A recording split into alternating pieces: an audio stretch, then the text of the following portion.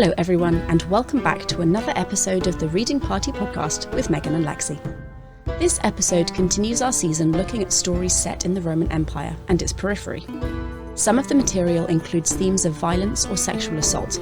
It is not suitable for under 18s. We hope you have your favourite beverage and snacks ready to go, because we've got our teas and are ready to start spilling the tea on our latest ancient story.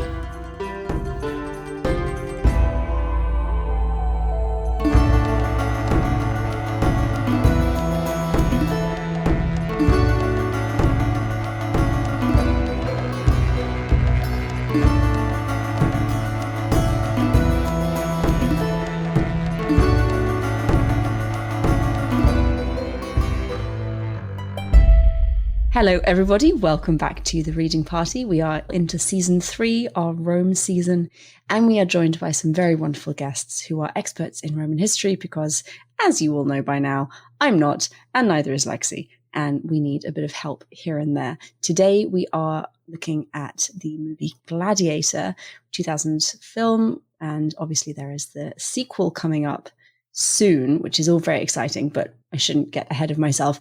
Guests, hello, hi, welcome.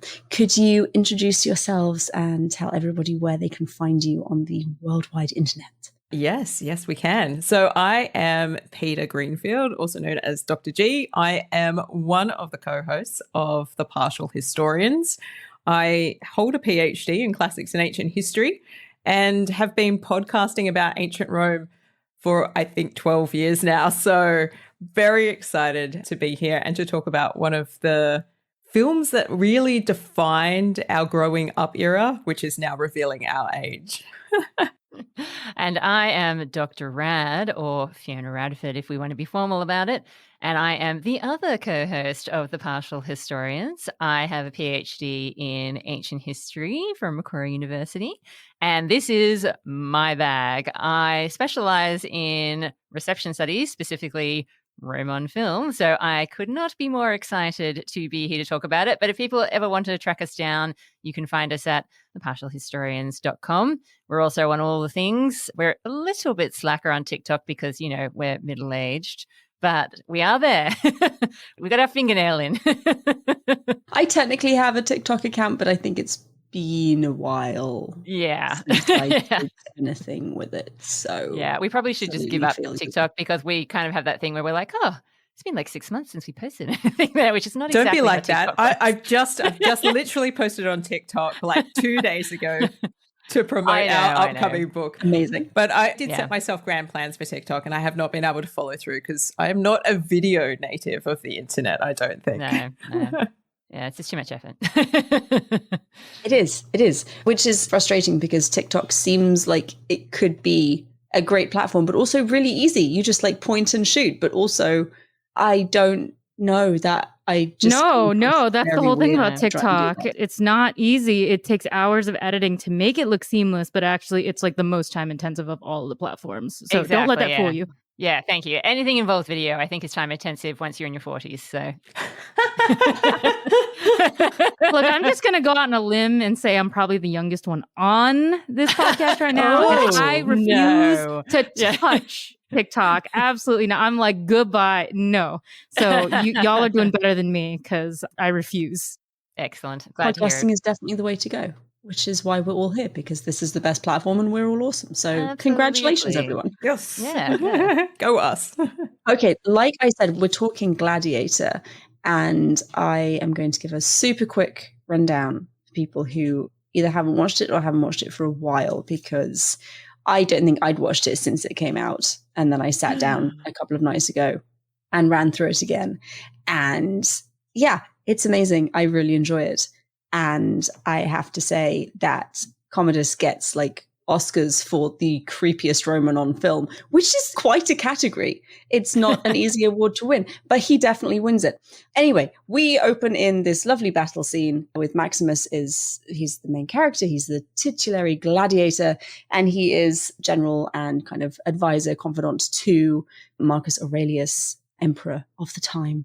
And he's going out and fighting battles and winning battles and being amazing. And obviously very much wanting to go home, because really who wants to be sitting in a tent in Germany with rain and a whole bunch of other dudes when you could be at home in Spain with your wife and child. I know where I'd rather be, and it's not Germany in the rain. So that's all very lovely. He's going to go home. And Marcus Aurelius has said, I'm essentially going to release you of your service, except maybe we could not do that and you could instead become like keeper of the empire, because I'm not going to let my crazy ass son do that. He's not going to be emperor. And you have to make sure that like power goes back to the Senate after I die. And Maximus is like, I need to think about this one. Don't really want to, but also it's the only ethical choice I can make. So, okay, maybe. But before this can happen, Commodus is told that he's not going to become emperor. And as any sane, rational individual would react, he kills his dad. Because, yes, this is Rome. This is what we do when we are upset. We go out and we kill someone. I mean, you do at least if you're wealthy and above the law. And in response to that, Maximus kind of refuses to acknowledge Commodus as his emperor, which seems like a fucking stupid idea. But he does it anyway and is promptly almost killed. The Praetorians, am I saying that right? Probably not. Yep. Yes, the Romanists are nodding. Good. The Praetorians try and kill him, and it doesn't work. He kills them instead and then races off back to Spain because he's been told that his son and wife are going to be killed. And he gets there in time to indeed see them very dead, crucified and burning, which is, that just no, he didn't do anything. But it really solidifies the fact that Commodus is a crazy, crazy, evil dude. And Maximus like falls asleep after burying his son and wife and is then captured by slavers who fix him up and take him off to the provinces, and he fights as a gladiator, and it's all very exciting. And he's very good at it because having been a general, he's been in quite a few battles. So he does a decent job and ends up going to Rome because Commodus, as the emperor, has decreed, 180 days of games, which seems a little excessive even for Rome, but maybe it's not. I don't know. He's declared 180 games, supposedly in memory of his father, who we are told kind of banned gladiators from the Colosseum. So maybe not the best way to remember your dad, but never mind. It's not actually to remember his dad. It's to distract everyone from the fact that he's a crazy, insane person. And now he's got all of the power in the whole entire world. And that maybe the Senate are not going to be in charge anymore, or even a little bit at all. So that's very exciting. Anyway, I'm getting sidetracked. Maximus ends up in Rome because he wants to kill Commodus as the guy who killed his wife and son. Fair enough. And it kind of all culminates in a very exciting battle where Maximus kind of rallies all of the other gladiators. They're supposed to die. They're recreating the Battle of Carthage, a Battle of Carthage. I don't know. My Carthaginian history is very, very shaky. But they're supposed to die in this battle, and they don't because they've got Rome's greatest general as a gladiator kind of rallying the rest of the gladiators, and they win, and it's amazing. And Commodus goes down to, in person, congratulate the Spaniard, this amazing gladiator, who is Maximus, who they know. Like, they were old friends. I mean, maybe not friends, but they knew each other. So Commodus goes down and commands Maximus to take his helmet off, and Maximus is like, no. And Commodus gets very, very upset, and Maximus takes his helmet off, and Commodus is even more upset because you are supposed to be dead. Why are you not dead? What the fuck is going on here? So, yes, the rest of the story is taken up with Maximus trying to kind of overthrow Commodus with help from senators and from Commodus' sister, Lucilla, who I haven't mentioned up till now, but she and Maximus had a thing before the movie started, and Commodus has this really creepy, incestuous obsession with her. So she's in a super precarious position, but really doesn't want her brother to be in power because, I mean, would you? Ugh, no, absolutely not. So Maximus is trying to overthrow him, and Commodus knows literally everything that's going on and ends up having the senator, Gracchus, who is going to be helping him, arrested. He threatens Lucilla, saying he's going to kill her son, and ends up having Maximus captured just as he tries to escape. It's very sad. And you think, shit, how the hell are they going to pull this out of the fire? And they do, because what happens is Commodus decides it would be a great plan to just have a one-on-one gladiatorial match with Maximus in the arena, which is the sanest thing that he's done so far. Not. To try and kind of tip the scales in his favor, he knifes Maximus before they go in and commands his people to like put his armor on. So you can't see that he is in fact very badly wounded. But Maximus wins anyway. So good job, Maximus. Commodus is very, very dead, and Maximus also dies. And that's kind of where the movie ends. There's a little bit of talking afterwards, and Lucilla kind of doesn't quite take over because she's a woman and she can't do that, but she has some very rousing final words to say, and kind of power is given back to the Senate. How much power? We don't know, but the inference is that more power than they had previously. And Maximus kind of ends up in the afterlife somewhere with his wife and son. It's a nice, sad ending. And did I mention how fucking creepy Commodus is? And I know that's been a bit of a theme in the lightning fast recap, but he is very creepy. Anyway, sorry, I'm going to now be quiet for a while so someone else can speak. But for those who haven't seen the movie, that is very basically what happened. You know, that's not a bad recap of like my favorite film of all time. It's truly not that bad. The only thing I can really nitpick is that you somehow omitted Hans Zimmer's score, because that in itself is so epic. It is a character. That is true. And I have to say, when I watched the opening sequence, the opening battle sequence, and I know I said I was going to shut up, and we do have two very highly qualified classicists here, specifically to talk about this movie. So truly, I will shut up. No. Historians. Let's not go throwing labels around. But the music for the opening like battle scene is fantastically interwoven with, and I didn't do any research because it's been a week, but what seems like either the whole of Holst's Planet Suite Mars movement or just little segments of it. Sorry, I was a musician in high school. Yeah, see, for me, indelibly I can't unhear the Pirates of the Caribbean, which comes out later. But yeah, that too. This film feels like a precursor score for that whole sequence. And so rewatching Gladiator in light of all of the Pirates of the Caribbean, I'm just like, where are the pirates? The pirates are going to turn up any moment now. Well, fun fact, I actually walked down the aisle to part of the Gladiator soundtrack. Yes. That is how much part though.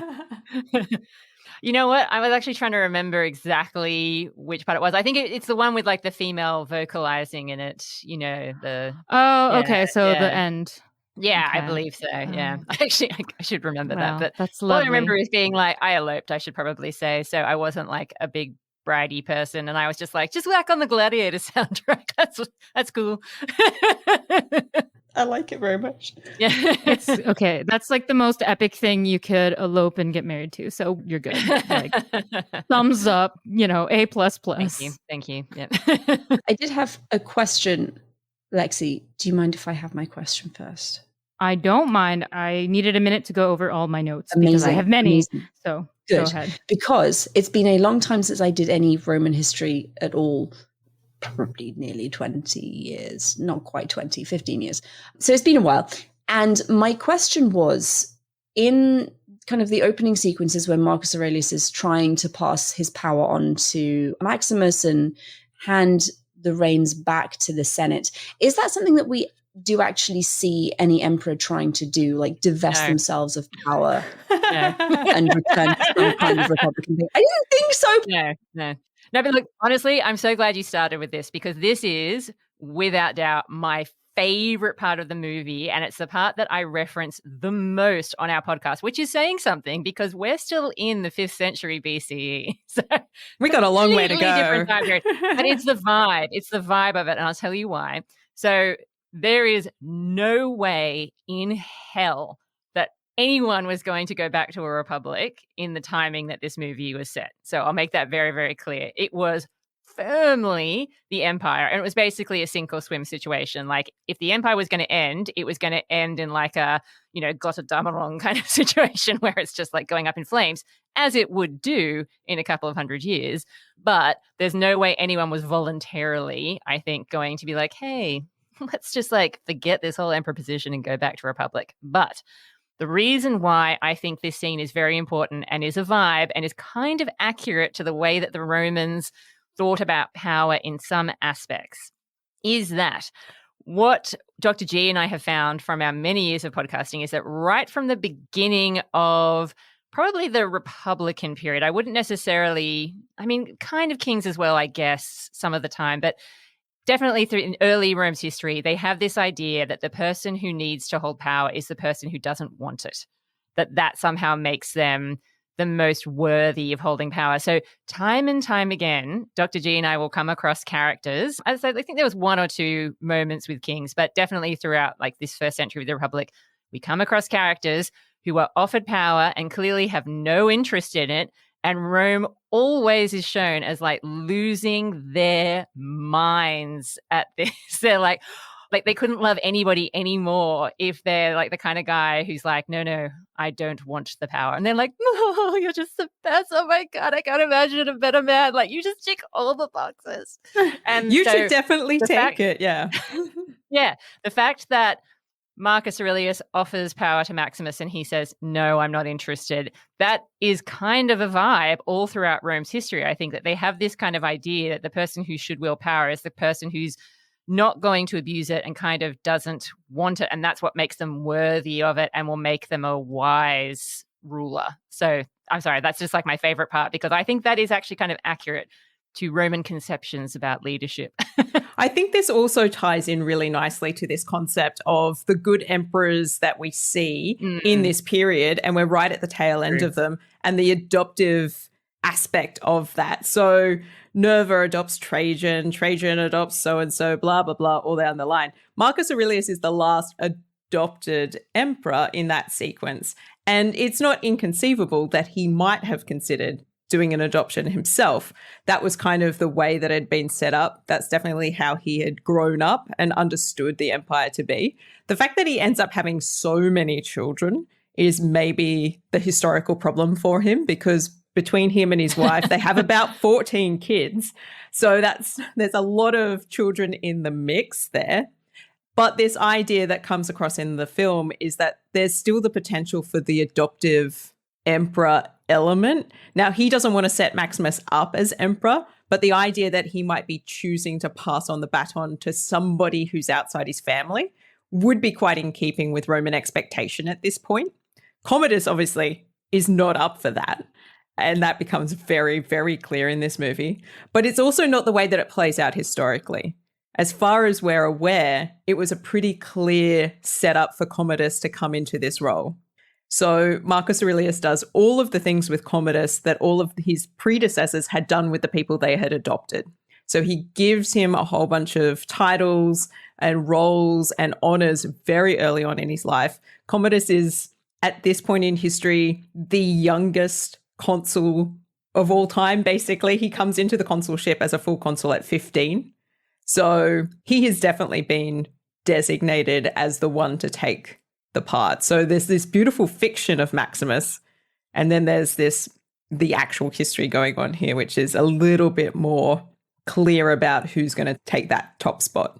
Yeah, and I will say that I feel like this is also a scene that is designed to excuse Marcus Aurelius because for being a terrible father and making a bad choice. Being a terrible father, and also, terrible choice in Commodus. Commodus is historically known as a douchebag, and I think that therefore, because there's such a, as Dr. G would say, a bro culture around Marcus Aurelius. He's like the stoic bro, right? Because Marcus Aurelius still has such a big reputation, and like obviously, in his lifetime did immediately afterwards, all that sort of thing. Because people did admire Marcus Aurelius, I think it has remained really difficult for us to be like, wow, this guy was so wise and such a good emperor. How the hell did he choose Commodus? Like, why did he break up the band? Why did he stop this whole adoptive emperor thing and choose this dickhead to succeed him?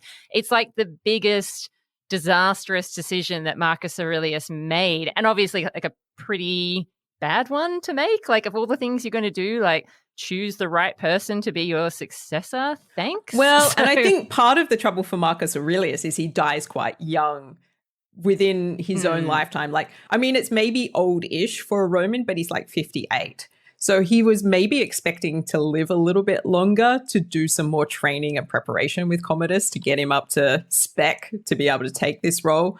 But when he dies, you know what they say about assumptions, Dr. G. You know what they say. They make an ass out of you and me. God damn it. And you know what? Marcus Aurelius was a philosopher, so he would have known that one. He should have. He probably wrote it. He probably did. I'm not going to check that. Don't quote me on the meditation. Yeah. But the idea that Commodus comes into this role at the ripe old age of 19, super young, way too young to be given so much power. I'm assuming, and I know that's a mistake, that maybe Well, Marcus I mean, Aurelius it's worked thought out he really wasn't well in going to the past. die. I mean, look at Nero. I mean, no I think he problems thought there. he was going to get out of Germania and be fine. You know, he was going to come back from that campaign. He wasn't going to die out there. That wasn't the plan. The fact that they cast an actor who looks exceptionally old and on the brink of death. And I was like, is that what 58 looks like? Oh my God. In the Roman world, yes. In the Roman world, yeah. It's a tough life out there. You're always on campaign. By the time you get to Germania, you're like, somebody kill me now. You know, maybe this is the way we can save Joe Biden. We just like show Richard Harris as Marcus Aurelius and put it alongside Joe Biden and be like, it is possible, guys. No comment. Oh God. Well, I do think it's interesting, like the choice. I mean, I guess like I could understand what Ridley was going for if he wanted to use real history kind of as his backdrop. But I thought it was interesting because when I was sort of reading up just to clarify the things that I thought I remembered, which some I did, some I didn't. But Aurelius was the one to reinstate the succession via male heir policy after so many people did. So I was like, that's an odd choice. Like you could situate it with two other people if you wanted to play around. But I just thought it was hilarious that I was like, but he's the one who was like, I want my blood. I want my son. Yeah. And yet the movie is like, no, bad. Well, I think that's the thing. We don't want to think of him that way because he is part of these 5 good emperors. And he's probably the most famous one apart from maybe Trajan, I would say. Like Marcus Aurelius is like right up there. And for most people, because of his writings, he was probably the most famous one. So I think it's just, people can't deal with the fact that he's the one that puts an end to this seemingly good system of choosing somebody. Are you just suggesting we separate the art from the artiste? Because I don't think we can. Well, I like how the film also opens up in Germania somewhere, which near Vindobona, and they're very clear to say that, which I found is cool since we know that Marcus Aurelius dies at Vindobona. And I was like, oh my God, they got that right. Something is right. But that's like all they got right. No, I'm kidding. But I thought it was just strange because they don't, like, my favorite wrong scene, right, is like the tent where he has a conversation with Maximus. And then he points to the map all sort of, you know, with a flourish and goes, this is the world I've created. I've expanded for 25 years. And I was like, what? I was like, look, my Roman history is bad, but I was like, I'm pretty sure that the last emperor to actually expand the empire in any type of way was Trajan. So I'm like, what do you mean you didn't expand at all? Like, he just went around crushing barbarians. So I'm like, unless I'm wrong about that, please, you guys know better than I do. But I'm like, that seems a little wrong. No, you're right. I'm actually not an expert in this period, but as far as I'm aware, no, you're absolutely right. Basically, the Germanic tribes were being pressed by, like, it was like a domino effect, basically. They were being pressed by people who were invading their lands. They were therefore kind of moving in on like Roman territory because they needed somewhere to go. And that led to defense. And I've got like little flesh rabbits there of Rome's borders and led to basically kind of border conflict, I guess you would say, throughout Marcus Aurelius's reign. This is a precursor situation to what we're going to see later on, which is the huge pressure that the Germanic peoples apply as they move south because they kind of have to. And you're correct, Trajan has the largest extent of the Roman Empire, and everything after that is kind of fiddling around at the edges. So Rome holds some things, doesn't hold other things. They're constantly fighting for control in certain areas because they want a buffer zone. And that whole Northern European region is a little bit contentious for this period and onwards. It's going to become more trouble for them, and they're going to have to come up with more solutions. Yeah, it kind of always has been as well. Like if you think about, you know, Augustus's famous failed attempt to conquer all of Germania didn't end well, and he ended up going, you know what, I'm fine with just a section of it. Maybe I don't need all of it. Yeah. It's fine. I'll just say I did it. It's okay. Yeah, exactly. Yeah. Man.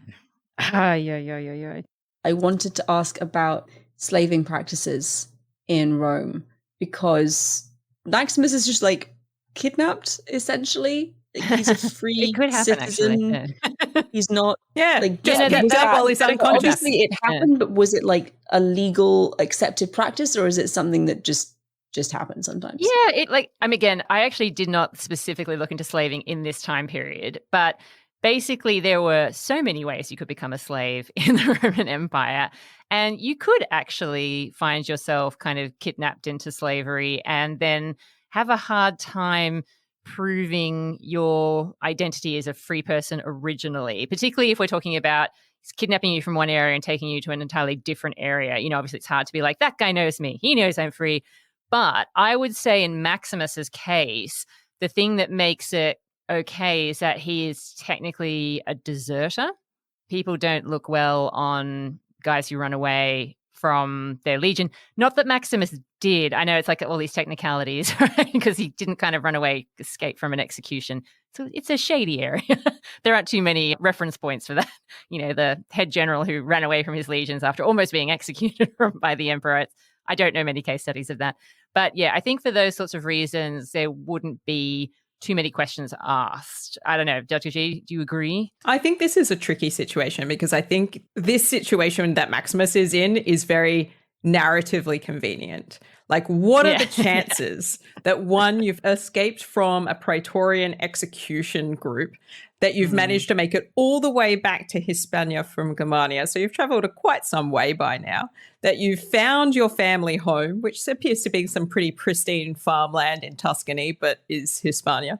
And what the slave would be doing there, I don't know. Yeah.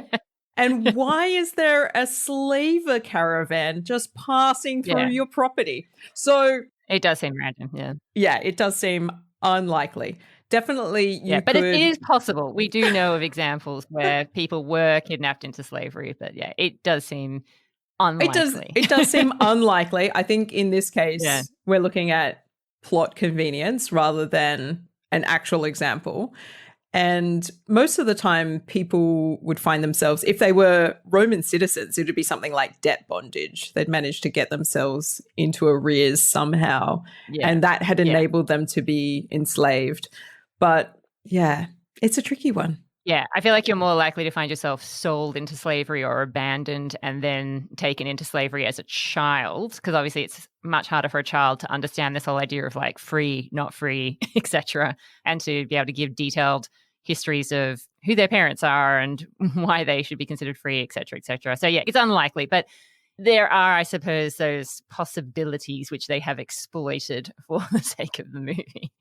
I mean, there's a rumor that Spartacus, perhaps the most famous real gladiator from Rome's history, there are rumors that Spartacus was an auxiliary, so someone who was not Roman, but who was from one of the areas within the empire and had been, recruited to serve alongside the legions in these auxiliary units, that he was a deserter and that's how he became a gladiator. That's why I say, and to be honest, the thing to acknowledge about Gladiator, obviously, is that it's 100% the love child of Spartacus and fall of the Roman Empire to other epics from much earlier on. So it's possible that they're kind of borrowing a bit of a Spartacus vibe for Maximus's backstory there. So that's why I'm kind of like, well, it's possible, I guess. But yeah, I also kind of thought, why on earth would the slavers have randomly turned up at this deserted estate? I know. I mean, to me, that's deserted and still smoking. Yeah. Like somebody had tipped them off, clearly. Yeah, exactly. Yeah.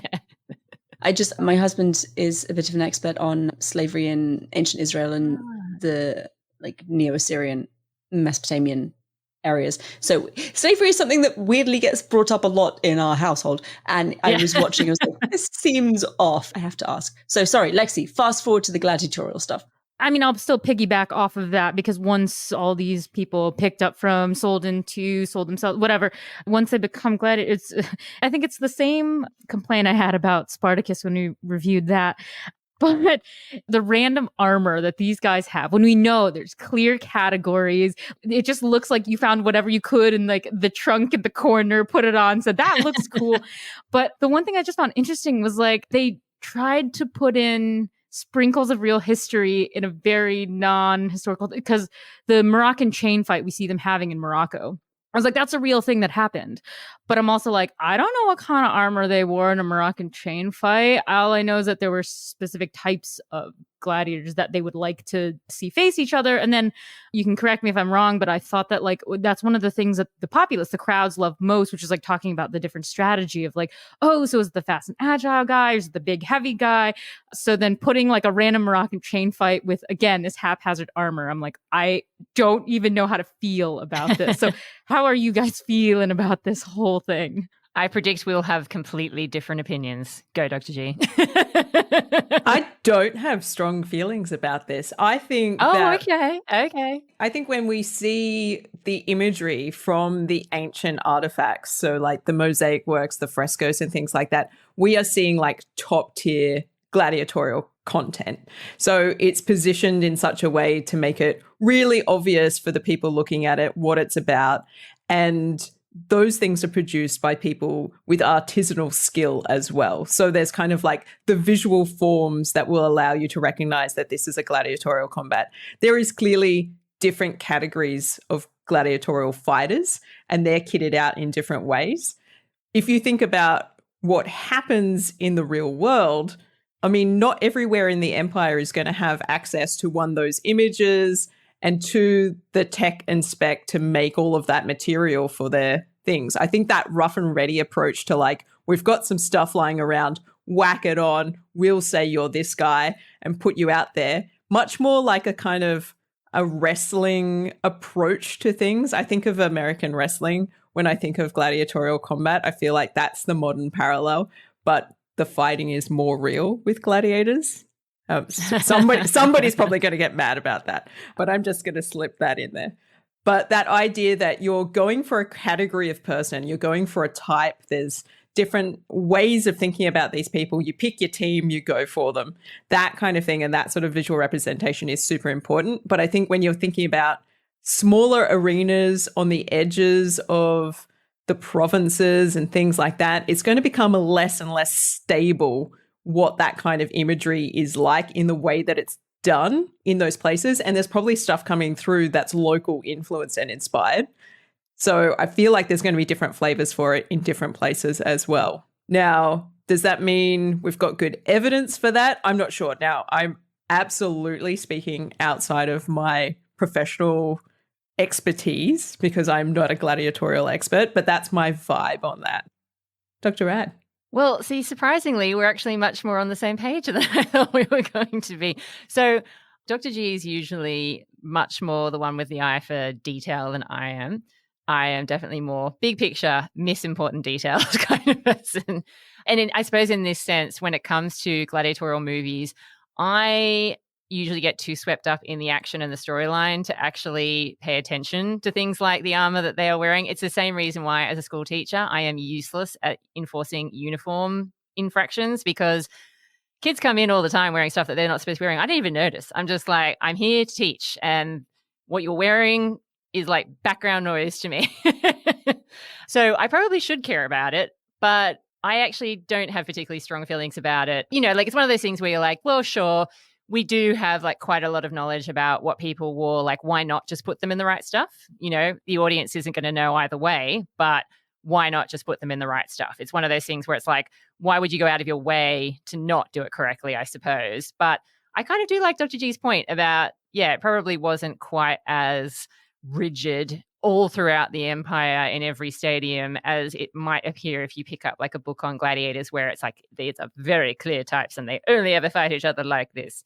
Because yeah, there are going to be days where, you know, weaponry is damaged. I mean, these guys are really going for it and they're not going to have maybe the full kit. So yeah, I actually do agree with you, Dr. G. Oh. No, this is remarkable. I mean, we argue all the time, so I know. Quick, someone bring up Augusta. Well, it's like, wow, I asked the one question that united you. That's an achievement. Do I get to pop the little game achievement that says you've united them on a subject? We'll put something in the description. Yeah. Yes. Megan, I will let you take the next one. So we're kind of skipping even further ahead, so we can skip back again if we need to. The whole Commodus Lucilla thing, again, little odd, very creepy, very, very creepy. Joaquin Phoenix did a fantastic job, frankly, on the creepiness factor there. I know I'm saying a lot about this. It's just, he disturbed me the first time I watched it, and it's no less disturbing as an adult. It's just like, so anyway, because I know incest is a thing that happens in noble families. We see it in Egypt, especially.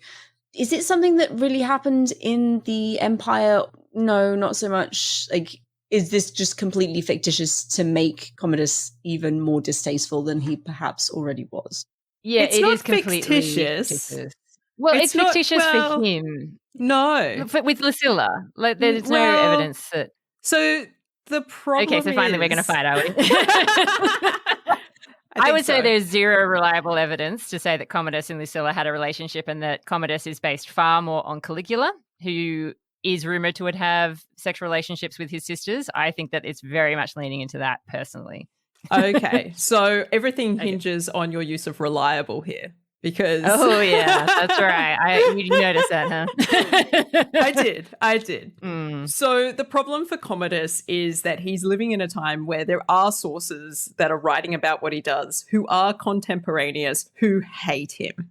And one of the things that he is accused of, and it's a classic political invective that happens in Rome, is the incest. And the rumor is that he's incestuous with a number of his sisters, but not Lucilla. So thank you.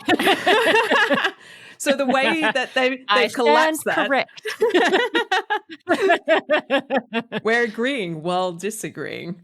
So Yes, the exactly. idea in principle is that Commodus has this reputation as somebody who's going outside what is considered moral and appropriate for an aristocratic Roman. But you're also dealing with an emperor who is pretty poorly maligned by the Senate and also engages in senatorial executions. So this is not going to end well, and the source material is questionable because of those sorts of factors. We've got elite people writing about a guy that they don't like. What would you say about him? Some of the classic things to say is the incest.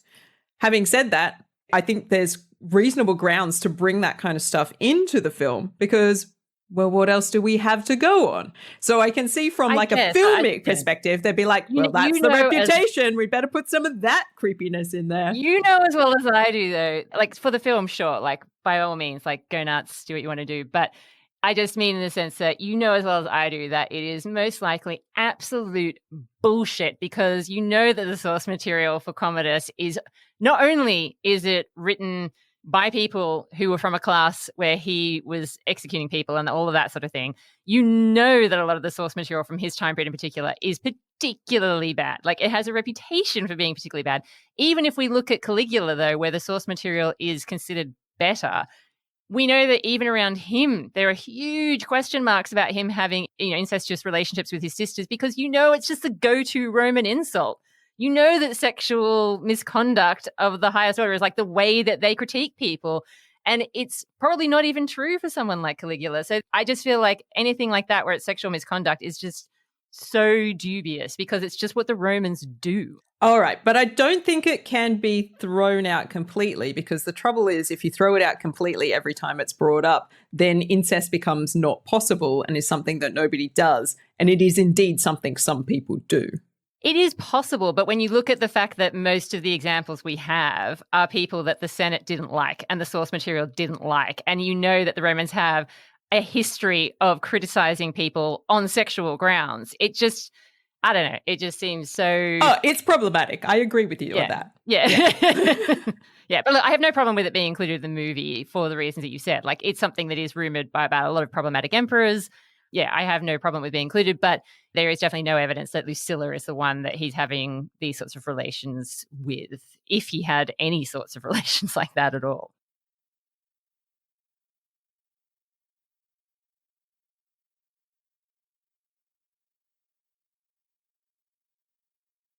Okay, so the line he has right at the very end when he's being super duper threatening and gone even more nuts than he was previously, he talks about essentially her having his child and having like a pure heir or something along those lines. That's entirely fictitious. There's nothing in I don't think the Romans would accept that as a thing. They would not be down for that. So part of the reason why the criticism of incest is so frequent and so strong in the source material is because they really are against it. So it's seen as like the threshold. Yeah, this is something you should never, ever do. And they understand that the Ptolemies engaged in that kind of practice, and they criticize that as well. They were not up for that kind of thing. And so the legacy for the way in which Commodus comes to Lucilla and is like, let's make a pure baby. And it's like, that's really leaning into that Ptolemaic trope, I think. Yeah. And actually, if you were a Roman in that time period, you would be vehemently opposed to that. So it's not going to fly. She's in a more dangerous situation than she's ever been before at that point. I mean, also, it just like, didn't the real Commodus actually have 4 sisters? Lucilla was just one of them. She was like 10 years older than him.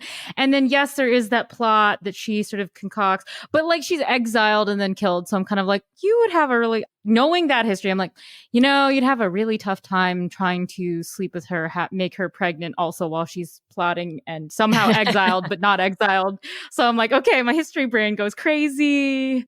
Yeah, look, Lucilla's storyline, it definitely plays with the reality of the situation. They're bringing in the fact that, as Dr. G was saying, they're bringing in the fact that there's like rumors of incest with other sisters, but they're also bringing in the idea that she did plot against him, which is true, but she did not plot against him successfully at all, and it ended really badly for her. And she certainly wasn't doing it for any high-minded reasons like she seems to be in the movie. It's 100% stupid and selfish, the reasons why she seems to be plotting against him. Well, this is where questions about the source material are useful again as well, because... Oh, so now you want to question the source material? Yeah, I certainly do. Because that's the way that you dismiss female political power in Rome as well. You dismiss it as being something selfish and personal, and the rumor is that she's jealous of Commodus's wife, and you'd be like, why? And that feeds into the incest narrative, so those two things are dovetailing with each other nicely in the written sources. Yeah, I mean, look, you can kind of see there that she did go from being empress because of who she was married to not being empress with her next husband. And that's like, I agree, it's very possible that they're just writing off her involvement because she's female and they want to downplay the seriousness of whatever it is she's doing. But on the other hand, that is quite a step down to have gone from being empress to being married to some fairly insignificant person. Yeah, and a dude that she apparently didn't want to be married to as well, and who is 30 years older. It's kind of gross. So in that sense, I mean, I'm excited for Gladiator 2, not going to lie, but I'm really keen to see what they do with Lucilla's role, because in the history, as we understand it, she gets involved in this political plot against Commodus, which is fine. And by the time it's all done and dusted, it's about a couple of years. So by 182, she's been exiled and she's dead. But this next film that we're going to see looks like it must be at least 15 to 20 years later, because Lucius is grown up. So I'm like, wow, she really came back from the dead strong. All right. That's what I said. Very I was late. like, she's in this? Evidence for the resurrection there. Yeah. This is like the ancient, they're hiding the truth from us because, hey, she was not unalived after all. Let's be real. She's and she's she there. had this kid who didn't exist as well. It's good. I know. Well, that was an interesting inclusion because they said, the whole time, Lucius, her son, she's like, I named him after my late husband. And I'm like, but his name is Lucius Verus. I was like, which is actually cool because that's her husband's name. But like, that's interesting. That was a kind of playful thing they did with history, even though it was completely not true. She did have a son with Lucius Verus, but he was dead as a child. So, yeah. Yeah, I was like, he didn't grow up. And no, he did not. Yeah. He did not grow up to have adorable interactions with a gladiator.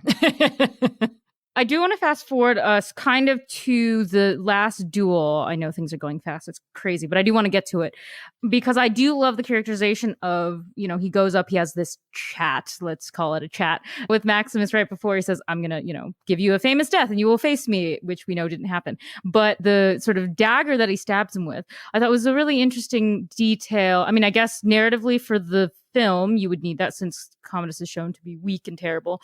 And Maximus is like invincible. But also, I thought it was kind of cool that it's a nod to real history with Commodus. When he went into the gladiatorial arena, if I remember correctly, he like cheated a bunch because he didn't think he could win. So didn't he like give his opponents didn't he basically handicap them like blunt blades and other things, which also I believe that is correct. Of, like Roman ideals. So I'm like, what?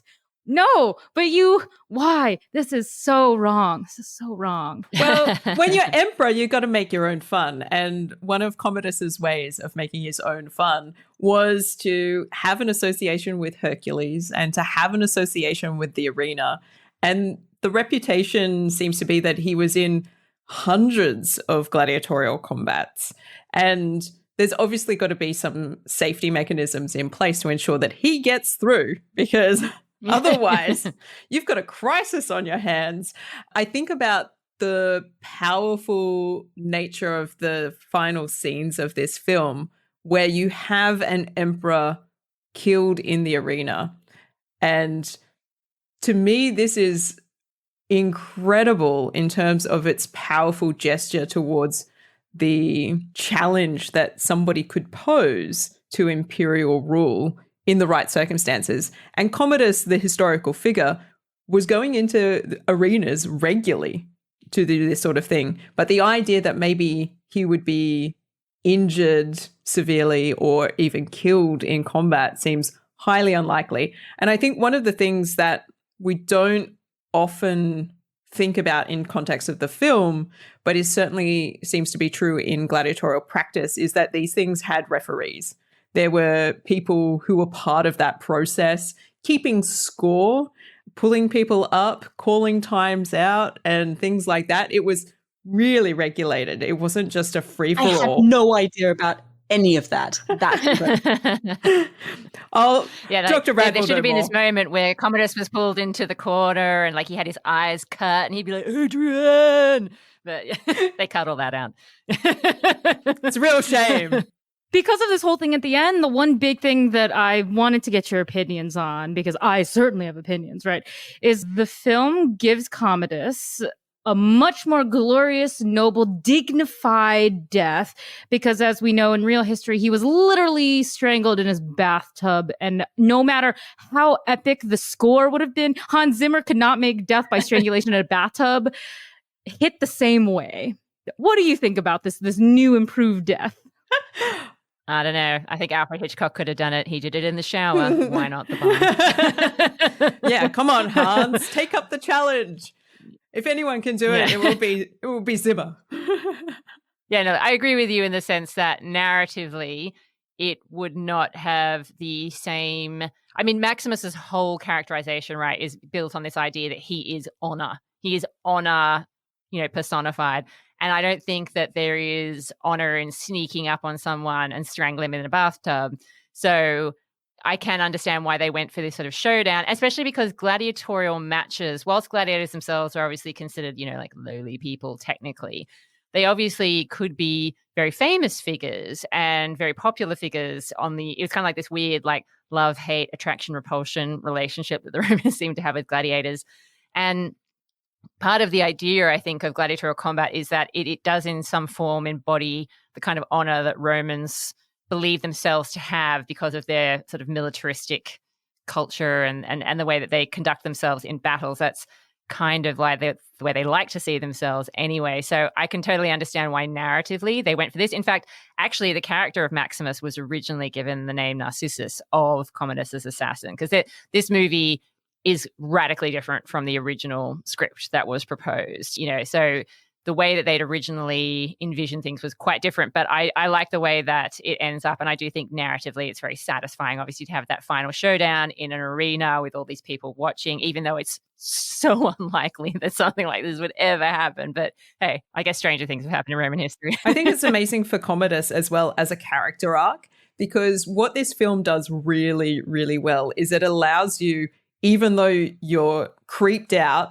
and horrified by Commodus, you still are able to empathize with his need for love and affection and the things that are driving him to greater and greater heights of spectacle in order to somehow get some positive attention from the crowd, people, anyone.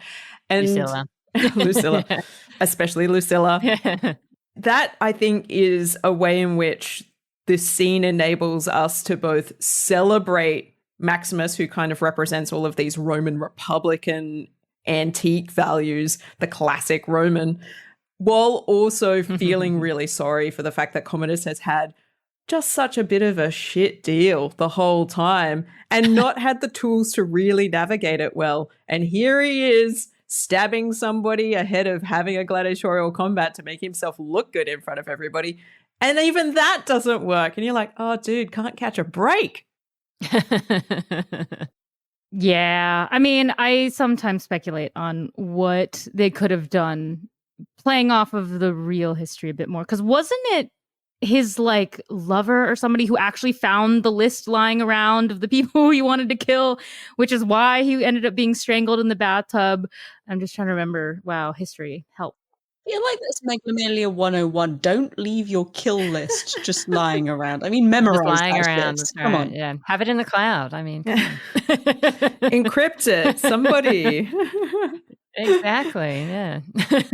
I mean, I'm just saying, but I will agree that I do find, as creepy as Joaquin Phoenix was able to make Commodus, I do agree that like he played it like with a certain level of vulnerability at the same time that you definitely could sort of empathize with him and feel bad, at least, which I find is hilarious because I remember learning about the real one. They were like, oh no, he was absolutely not sympathetic in the least. He was just a terrible person and people hated him and all he cared about was living a life of luxury. But my only response to that was like, well, wouldn't you if your father dragged you around all these provinces until you were like, what, 15, 19, and then like you're selfish. What are you going to do? Go throw some games, have some fun. Although I found it interesting that they have such an antagonistic relationship between Commodus and all of the Senate is from what I could tell, because didn't he essentially leave the Senate to like run Rome for him while he's partying? Or am I misremembering? No, and he does. He tends to delegate it. Now, the trouble historically is that the delegation still has to go through imperial power, and he delegates a lot of that out to his freedmen. So figures who are political players but are also controversial from a senatorial perspective. They don't have senatorial respect, and yet the Senate still has to do what they say. And they also are less restrained in what they do because they're not senators and they don't come from that class structure. So the things that they start to get away with as palace officials accelerates over time, and that produces more negativity from the Senate towards Commodus because it's only Commodus who could really rein them in, and he's not. He's too busy dressing up as Hercules and going out and having another fight or whatever. Yeah, and look, I think that the thing about this movie, which I can't believe I actually haven't mentioned until now, but you know, I think it's fairly common knowledge that historical films are usually far more about the time that they're made rather than the time they're set in. And this film is clearly much more about America than it is about ancient Rome.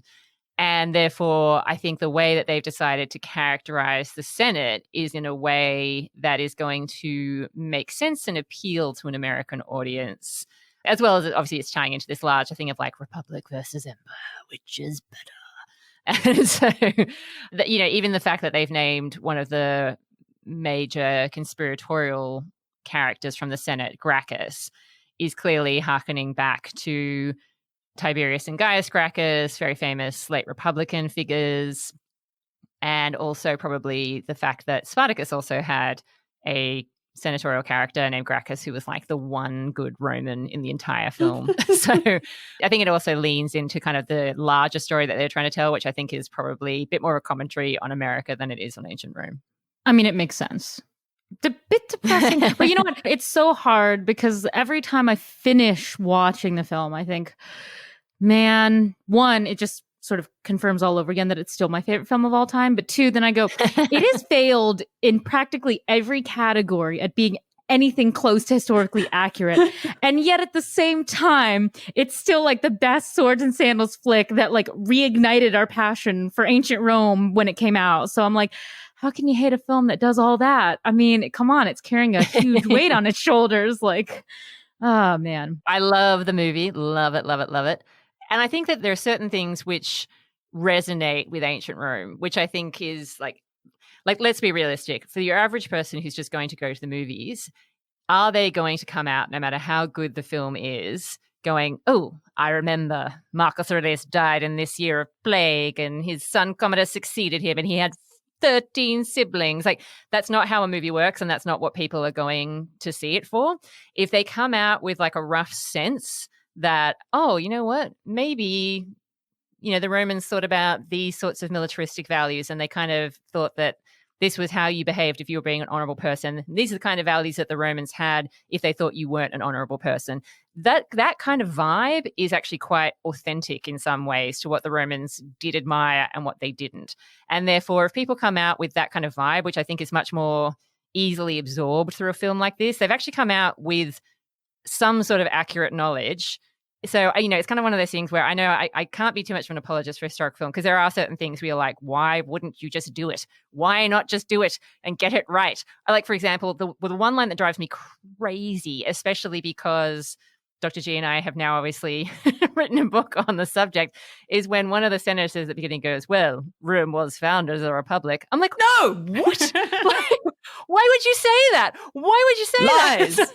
I mean, I know that, again, it's kind of appealing to the American idea. Like, it's telling a story about America rather than Rome in that sentence. But I'm like, oh my God, like, just don't say it. Just don't say it at all. Like, don't talk about how Rome was founded. Like, just cut that line entirely. Don't make me write another book. You don't want to say that Rome was founded as a monarchy. Yeah, like, oh my God, it was very famously founded as a monarchy. So that line drives me crazy. And I'm just like, why would you do it? Why? But on the other hand, I'm like, you know, for the majority of people who are going to see this, they're going to remember the feeling. They're going to remember very big plot points, probably not tiny details, which is why I know I should, but it's why I don't tend to get caught up in like, what kind of armor a gladiator is wearing, because no average person is paying attention to that. Oh, just speaking of armor though, there's that great scene where Lucius is like meeting the Spaniard and Russell Crowe takes him through the horses on his breastplate, being like, this is this horse and this is this horse. These were my horses. And I was like, Commodus is going to recognize this breastplate, dude. What are you doing? You're wearing your own armor. What? And I was like, that's assuming that Commodus pays attention to that kind of detail, which I think we've established, because he's a horrible person. He doesn't pay attention to what you're wearing. He doesn't notice when you get a haircut. That's why he's a terrible person. That is the way I explained that plot hole to myself. I was like, Commodus is probably too busy, caught up in his own thing to be worried about like Maximus's breastplate. Yeah, Maximus used to have long hair and no beard. Did Commodus notice? No, he did not. But like in the two scenes before, you clearly see him being given the breastplate. It's not even his. And also, like in the scene when you see him sort of gazing at it for the first time that he gets it, it didn't have the horses. So it drives me insane, because I look at when he first gets it and I'm like, Proximo said this was like, here, take this. It was like implying it was his. And then the very next scene, you see the horses on it when it didn't have it in the scene where he got it. And I was like, so what'd you use to decorate your breastplate, my dude? They did a quick bit power of of imagination. like, you know, Maximus is just that traumatized that you he know, could just, you know, imagine. It's a long boat ride from North disappeared. Africa to Rome. Yep. You've got to amuse yourself somehow. I guess blacksmithing on a boat is how you do it. The way that it comes out looking, though, when it's all silver and shiny, I was like, so what ancient bedazzler did you have? Because that's what it looks like. He just bedazzled his breastplate with horses. It's beautiful. It's beautiful. So whatever it is, I want it.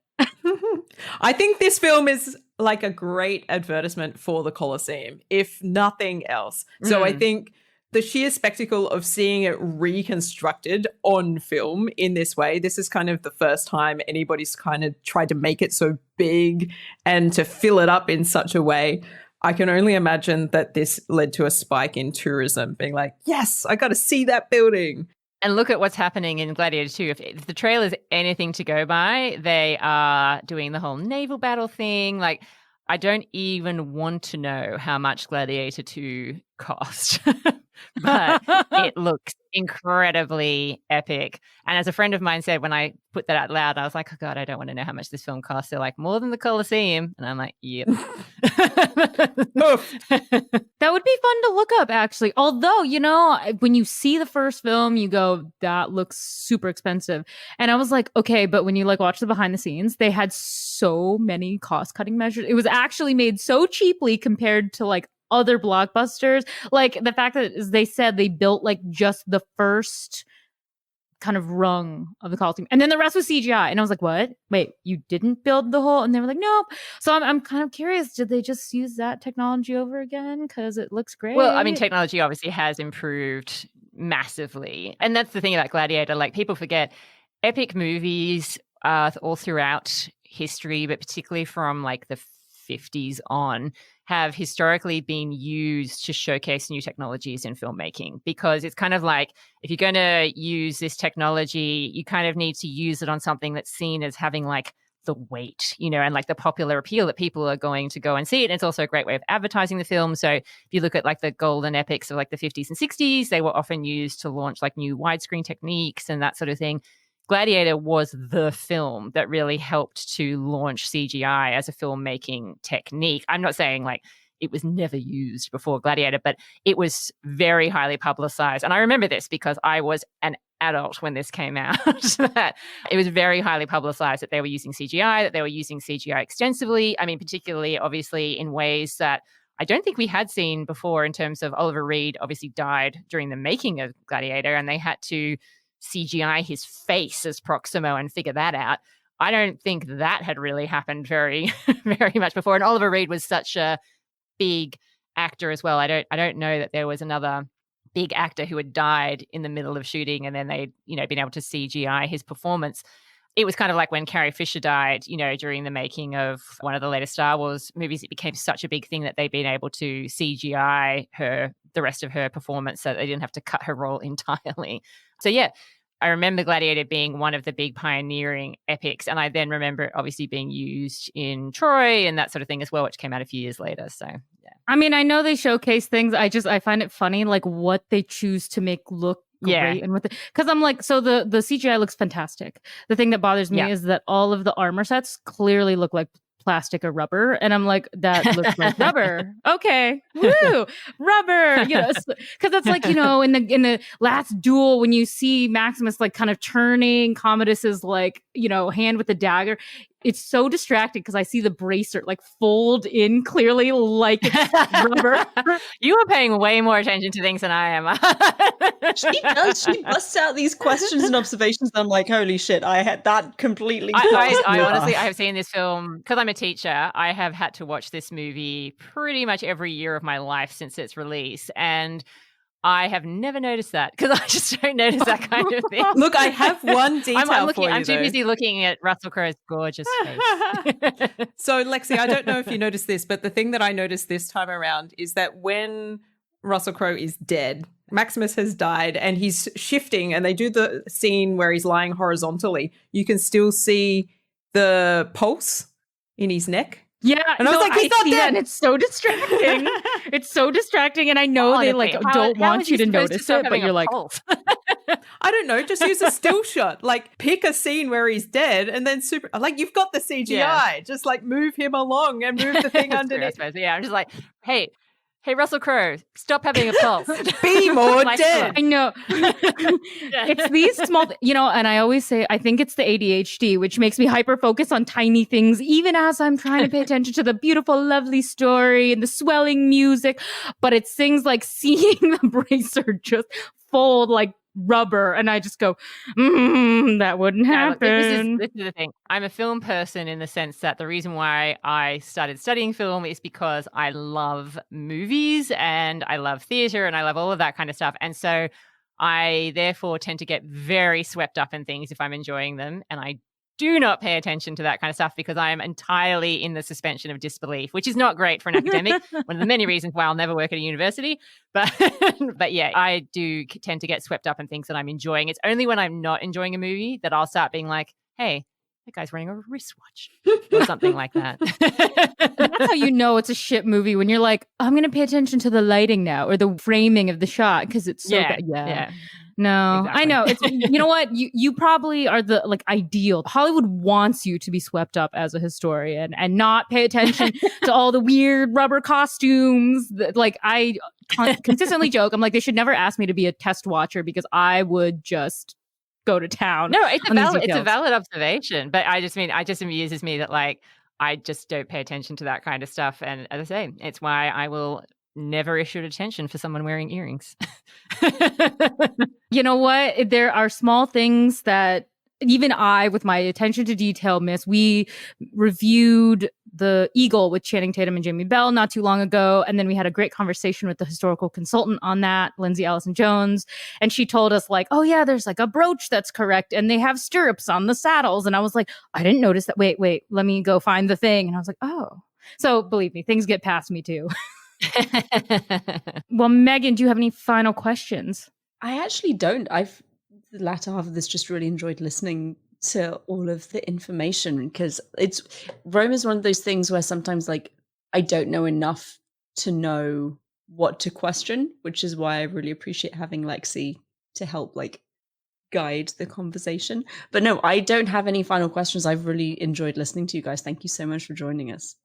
I want to really quickly then end this with a question for everyone on this call, and I will go last. What is everyone looking forward to most about Gladiator 2, just based on the trailer? Paul Mescal. I mean, it's a very easy answer for me.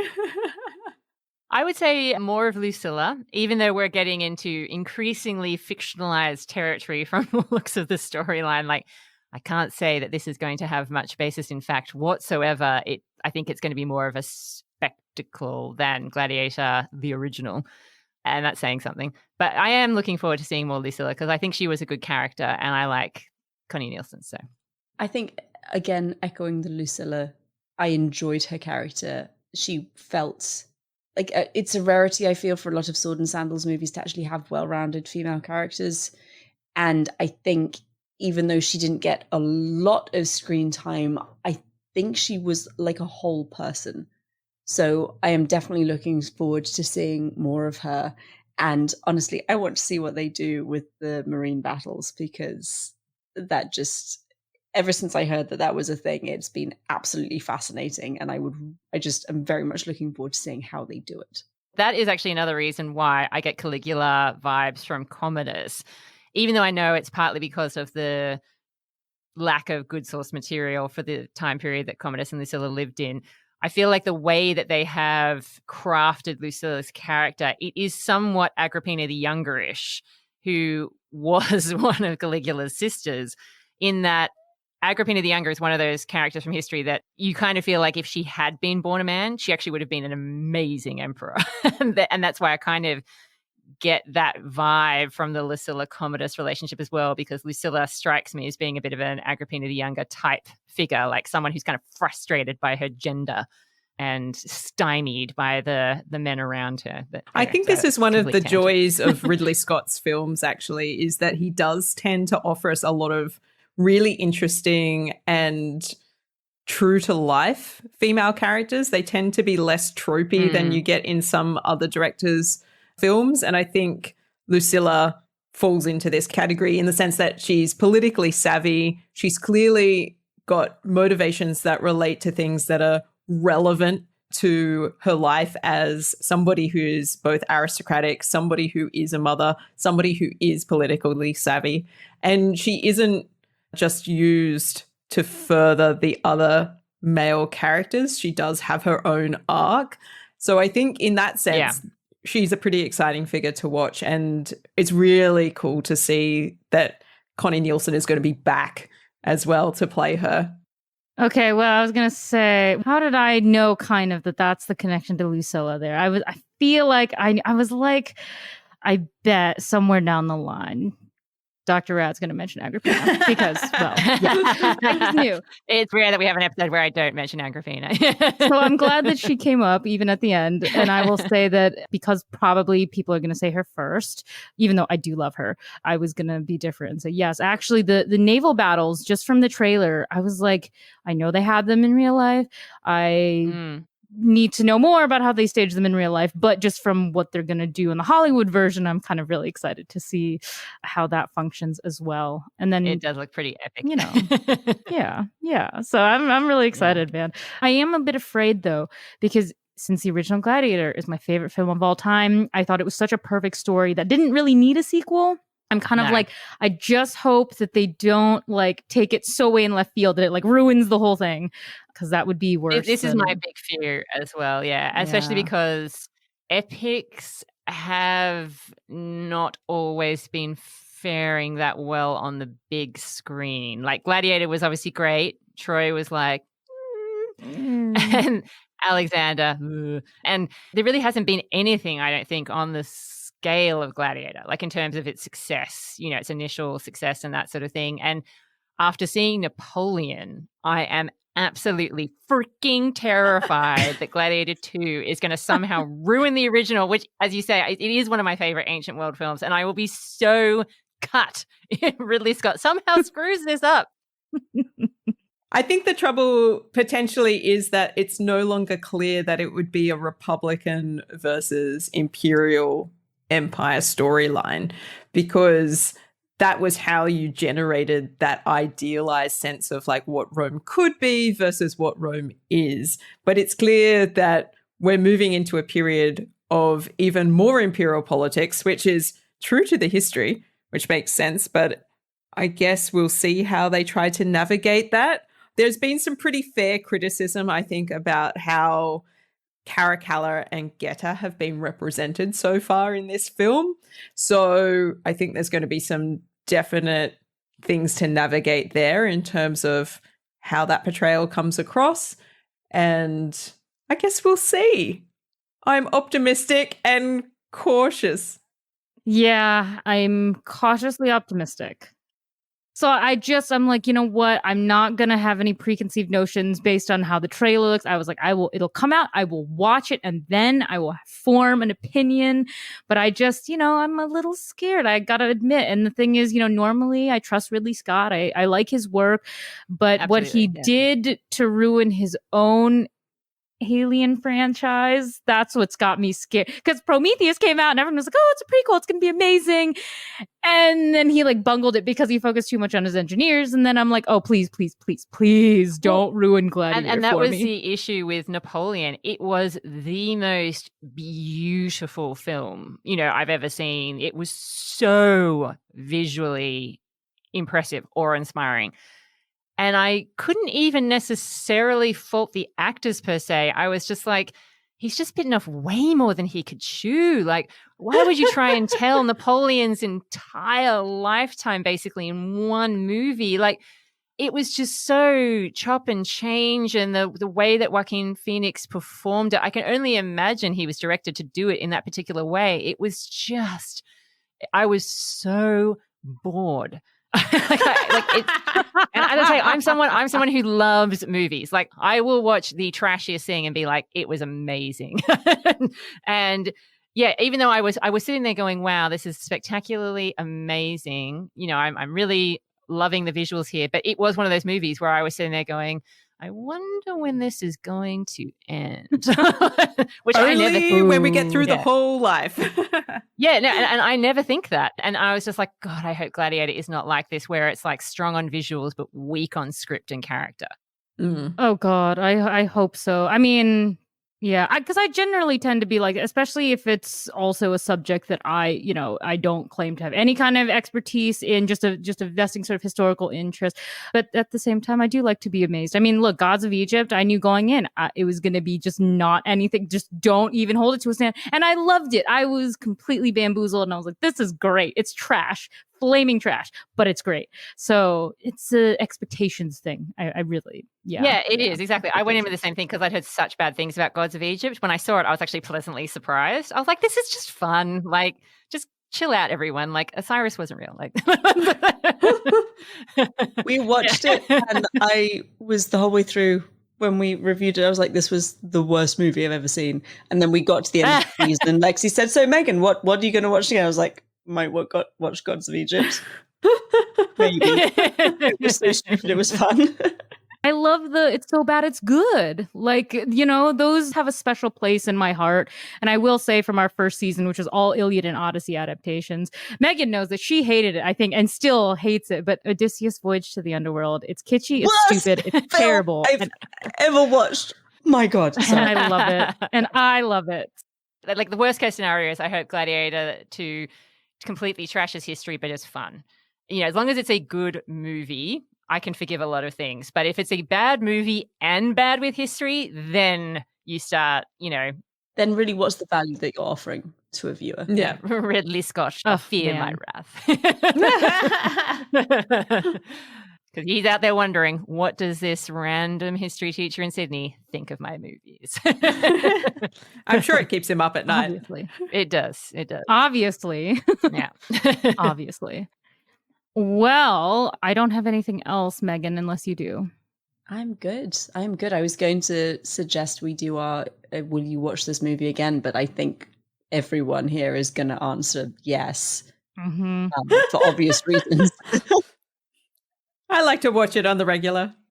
And I think the other one that stands out that I do enjoy rewatching is Agora. Oh, yes. But I don't show that as much in the classroom. So, yeah. Yeah. I've watched that a few times. I should do more. Yeah. Wonder Woman, Troy, and Gladiator. It says a lot about my teaching style. I think I would like to be a student. Well, we can wrap up. Thank you both so much for joining us. Could you just tell everyone again where they can find you if they are interested in following your amazing work? Thank you for having us. It's been an absolute pleasure. So we podcast as The Partial Historians. You can find us wherever you listen to excellent podcasts. And we're across a whole bunch of social media, sometimes Twitter, sometimes Instagram, sometimes TikTok. Who knows? We'll be around. We're around on the internet. Yeah. We should probably mention, we do actually have a new book coming out, if you don't mind us mentioning it. It is a very popular history, so it is in the realm of Gladiator, in that it is designed for people who don't know nothing about Roman history. It's just designed to be a fun read.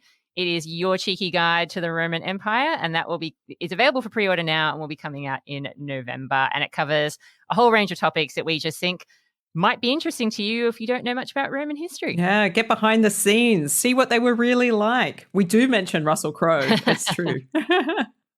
Oh my gosh. Well, this was so fun. We hope maybe you guys will come back because we will, of course, circle back to more Rome things probably. So we're very prepared for Life of Brian now.